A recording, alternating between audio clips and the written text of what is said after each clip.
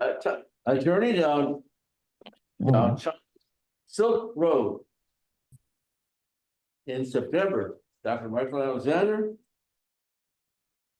an economist, mathematician, and Toastmaster, ignored all of the warnings about the dangers of Americans of traveling to China, and despite not speaking the language, through the terracotta warrior, Great Walls, and Tibetan Buddhist temples. He is here to tell the tale, and he's left to tell the tale. Ladies and gentlemen, Dr. Michael Alexander.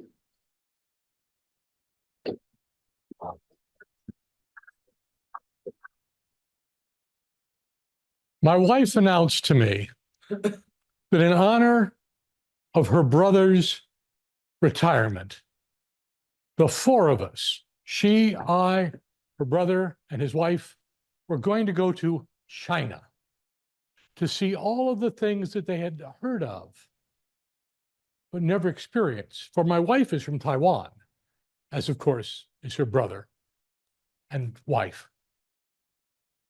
And I said, China, how exciting, what a wonderful concept. And so I called my friend, and she said, Michael, if there were anything I could do short of kidnapping you to keep you from going, I would do it. I said, okay, but I wasn't going to be scared. So I went to the website of the State Department for advice on trips to China, which can be summed up in one word: reconsider. But I am a man of courage. So I walked up to my wife to tell her, let's face it, honey, oh, who am I kidding? Nobody's got the courage to say that to their wife. We went to China. So we flew to Taiwan, got on the airplane, flew from Taiwan to Hong Kong, changed planes, by which point it's too late for me to be airsick, and flew to a place called Xi'an to travel down China's Silk Road. The Silk Road, the same road which Marco Polo took, starts here. Do we see the next one? Here in Xi'an, and ultimately travels all the way to Europe. We didn't go that far. We only traveled about 2,000 miles.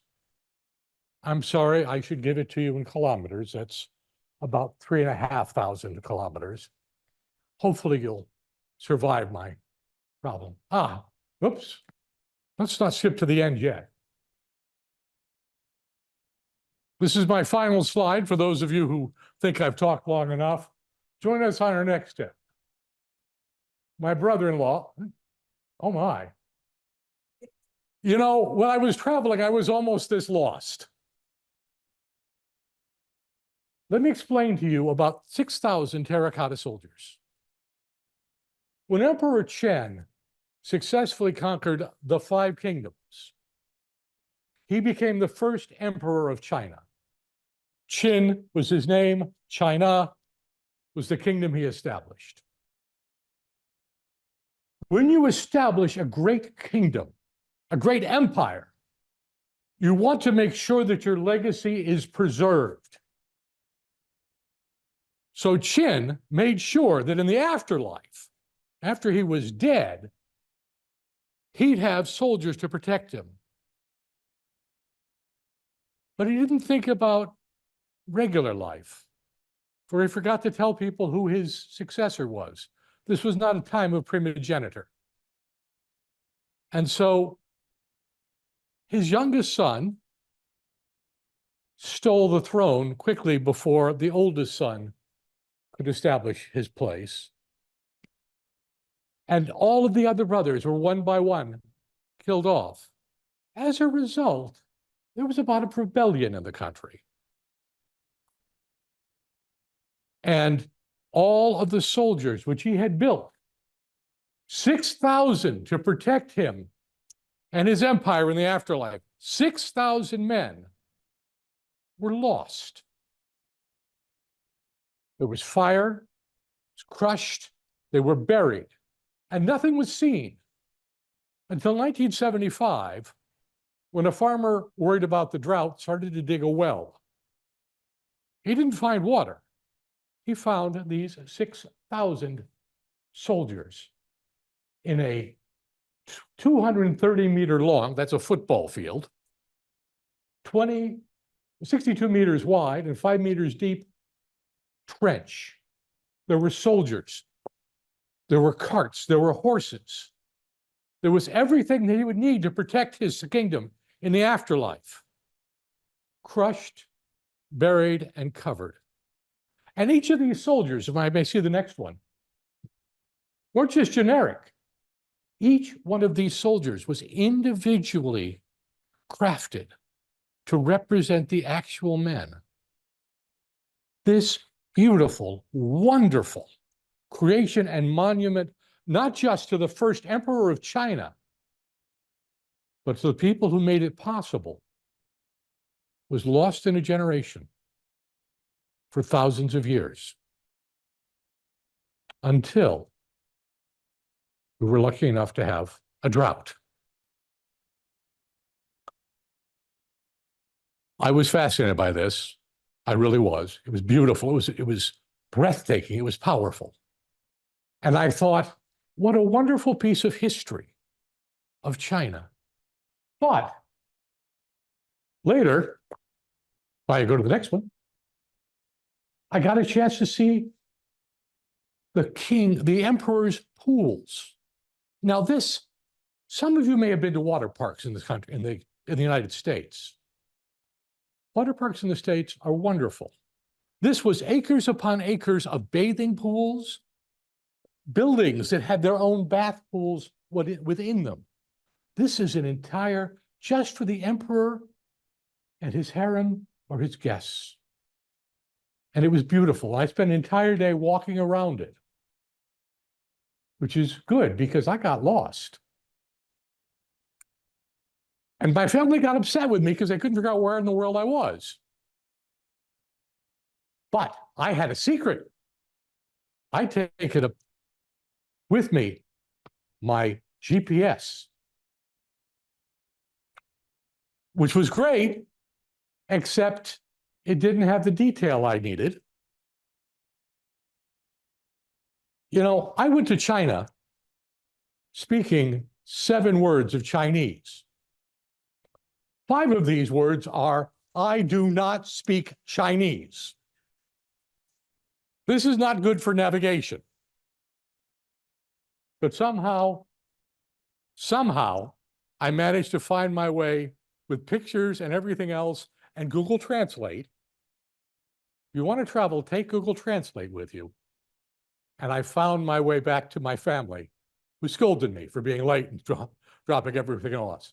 So when the State Department said reconsider, I think they were thinking of the Chinese government.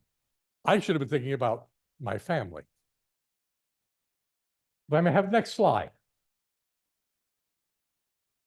This is a story of Chinese history, which is fascinating. We all think of the Chinese as being very heavily patriarchal. It is a place where if they do not have male sons, they feel they have failed. And then I saw, again in Xi'an, the presentation of the Empress Wu Zetian. The Empress was 14 years old when she won a beauty contest. What is the greatest reward for winning a beauty contest in China? She was made another member of the emperor's harem. A chance to get lost. This presentation took me, a theater type, to my knees in respect, because they not only had dance and song in Chinese, none of which were, I don't speak Chinese, but a just beautiful presentation of the pageant that she won, the people, the way the court treated her and everything else. But then they started to use the power and magic of lights and reflection and background scenes and all of the things that you think are only possible in a movie. They did live on stage, changing sets, sceneries, moving the whole yards. It was magnificent. This is a story about a 14-year-old girl who grew in power and magnificence until at the age of 80, she was considered, in fact, to be an emperor of China. And this patriarchal society, which we dismiss, celebrated her with a performance that I've never seen the likes of. Now, this isn't the only such performance. I don't have pictures of everything.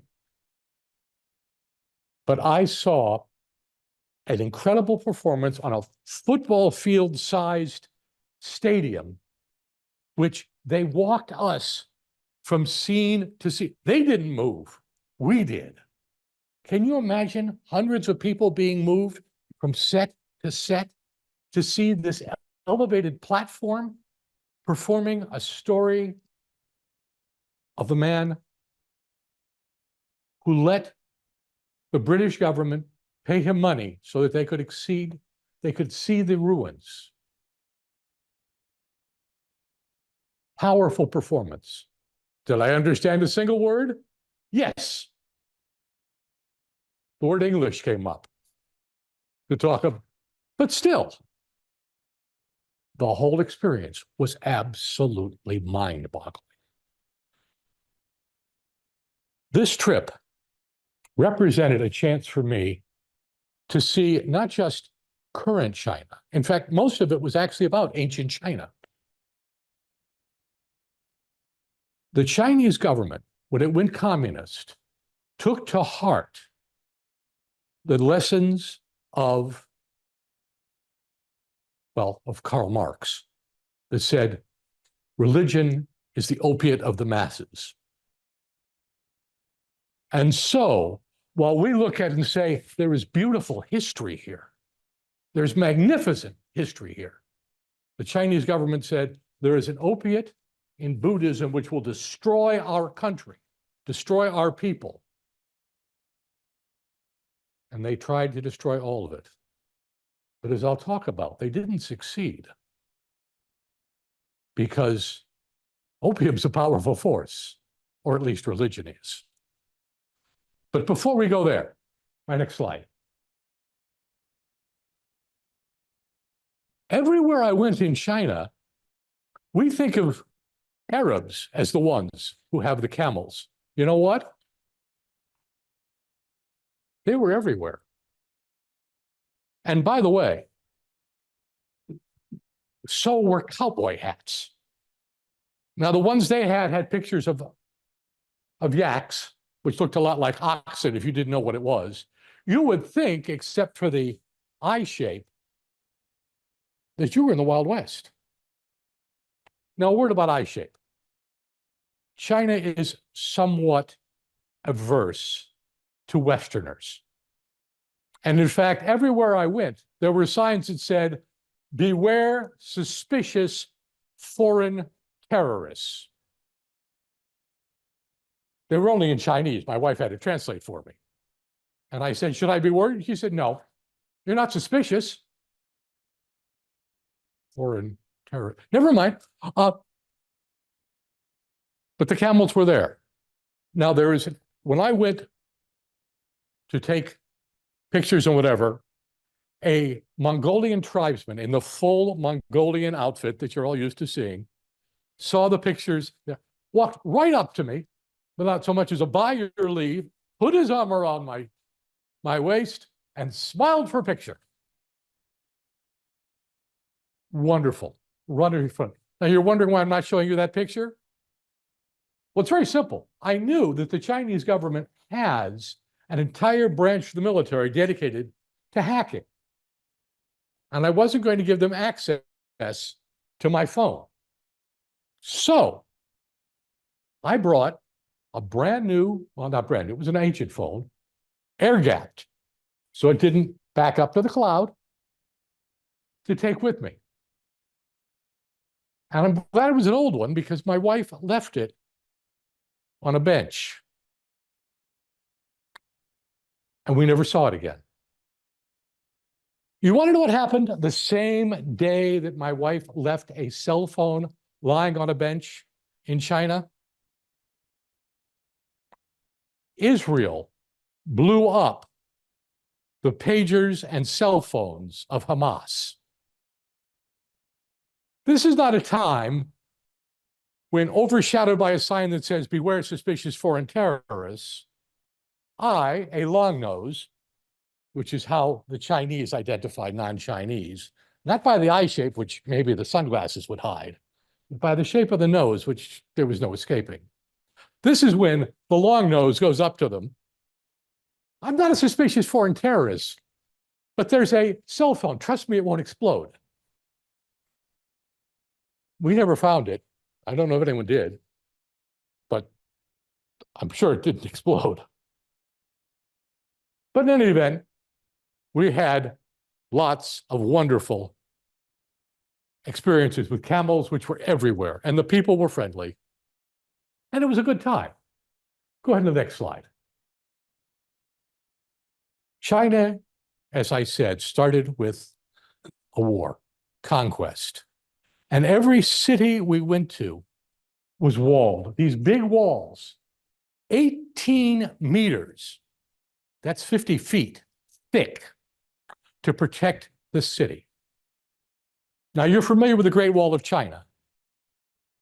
And we saw that too. We didn't see it in Beijing. We weren't there.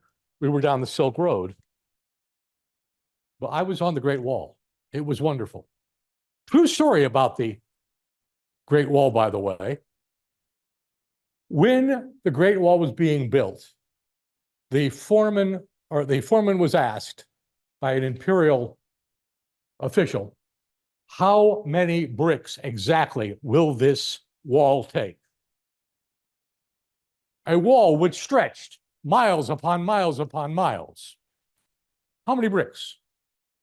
And the foreman thought, and he thought, and he thought, and he said, 9,999 bricks. And the imperial official said, "You're underestimating. Raise your number."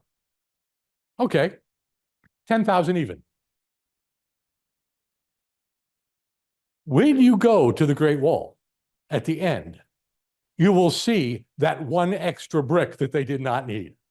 They saved it. They marked it out. Marvelous example of precision and thinking. And awfully hard to believe, but I'll tell you, I saw the brick. There are walls everywhere. They're wonderful because China had to be prepared for the invasions and the breakdown of society. And so it was there. We can move on. This is an example of a wonderful statue for the Yellow River, which is a key historic river of China. And this Yellow River Mother statue represents the love of the people for the land and the land for the people. They may have been utilitarian under the communist rule, but they still understood the concept of land and people being together and part of each other. And this statue, and there was a lot of art there that we got to see and enjoy.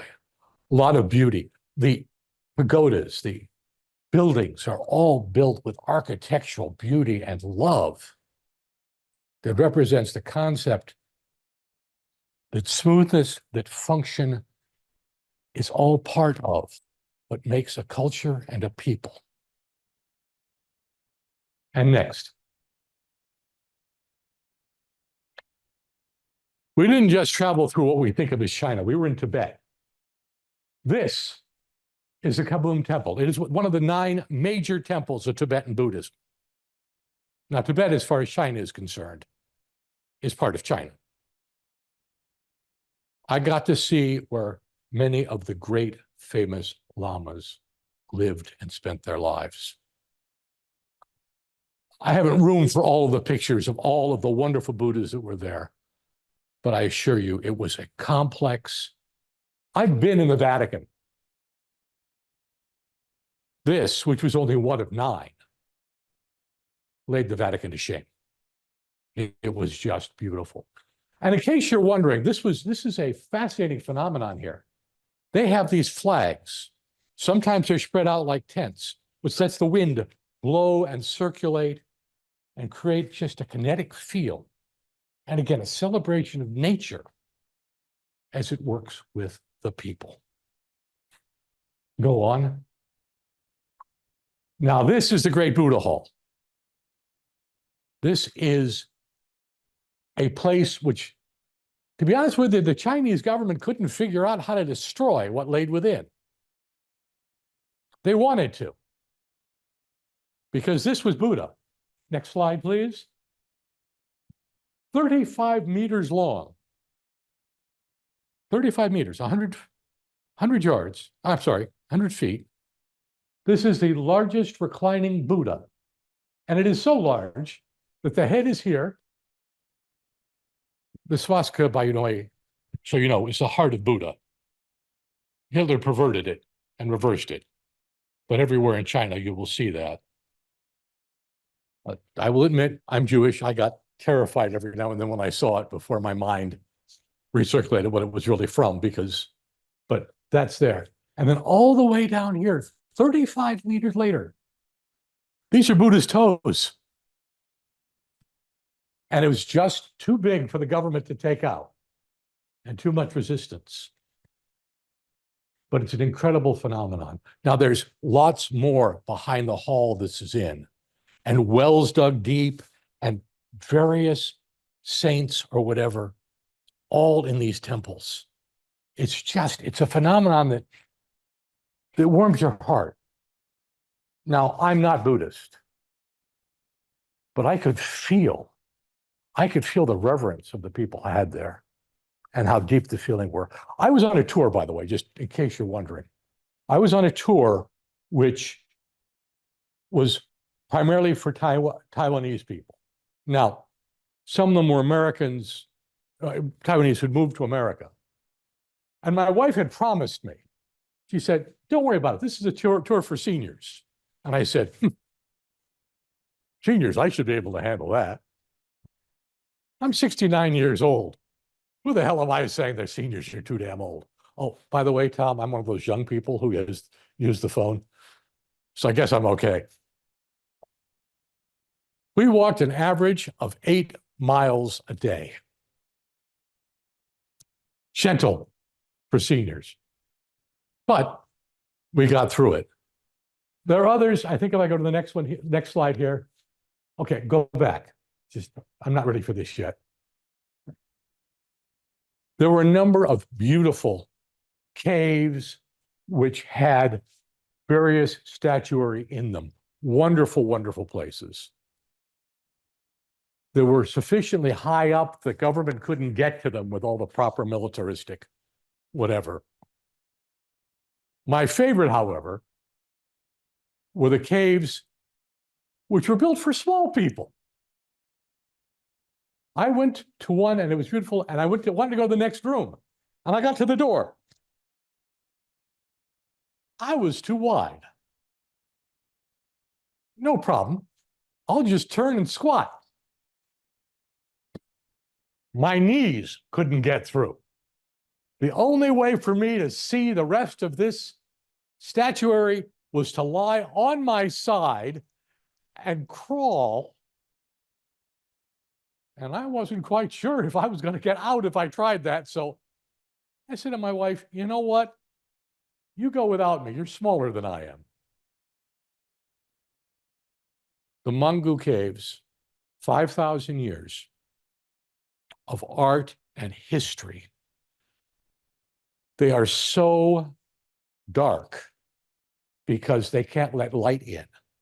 The light will start to break down the sculptures and whatever. And in many of these caverns, there are places, there are big signs in English as well as Chinese that say, no photography. I'm a firm believer in obeying signs. I was the only one. More photographs than you could possibly believe. I didn't take any, which is just as well because, as you recall, my phone got left on a park bench. It wouldn't have done me any good. The other thing which we saw, which was magnificent, now I'm ready for the next slide. Does anybody here know how the Himalayas were formed? Two tectonic plates came together, and they keep coming together, and they have to fold upwards. And the mountains rose and are still rising from these plates pushing against each other. It's beautiful. They have what they call the Grand Canyon of China. Now, it's not. The Grand Canyon is erosion. This is plate folding. My brother was a geologist. And I'm going to tell you, he passed away many years ago. But he would have loved it. And my wife couldn't understand why in China I kept crying about my brother because I felt I wasn't enjoying it enough for him. But it was beautiful. Next slide.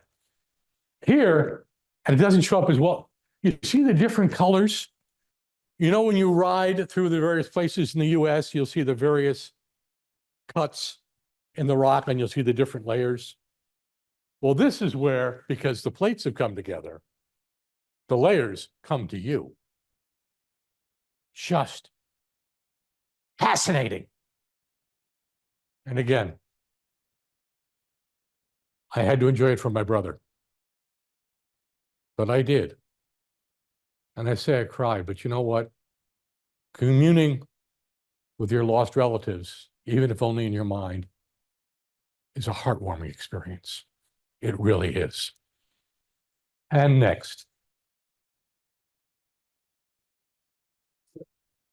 And this is, of course, the flower failures that they suffered. Well, no, it's not. We're having a problem with the pictures here.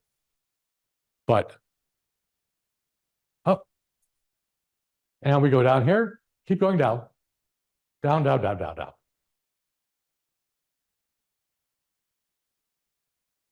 Keep going, keep going, keep going. This is exciting. I'm not sure what's coming next. The Great Buddha Hall, yes, the tectonic plates, a little bit more down the Himalayan mountain folds. Okay, and this is the Great Buddha Hall. We talked about this, but keep coming, keep going, keep coming down here to the Himalayan mountain folds. That one. Yep. Now the next one. And the next one. There is no next, there's got to be a next one. I know there's a next one because you showed it to the beginning. Well, you remember that slide we saw early that said, join us on our next trip? Here we go. This is my family. My brother-in-law, who we were celebrating, his wife, who speaks almost as much English as I speak Chinese, who's one of the most wonderful women in the world. She's an earth mother type. And if I ever needed proof that you don't need to speak a common language, it's my relationship with my sister-in-law. I know she loves me. I love her. We laugh. We do things together. And she's worthy of a full tribute in her own. My wife, who does things like that, and who drags me against my better judgment to places where I'm in serious danger, but gave me a heck of an adventure. And of course, this last guy here who's too stupid to wear a hat in the hot, bright sun is me. Don't just listen to my stories of my trip, people. Travel. See the wonders of the world. Learn the things that there are up there to learn. And have experiences like no one else will ever have, sitting either at home in a little box, like some of you are, or even traveling all the way to the auditorium here. I wish you well and good luck in your journeys, and I hope to have a chance to share more of mine with you in the future.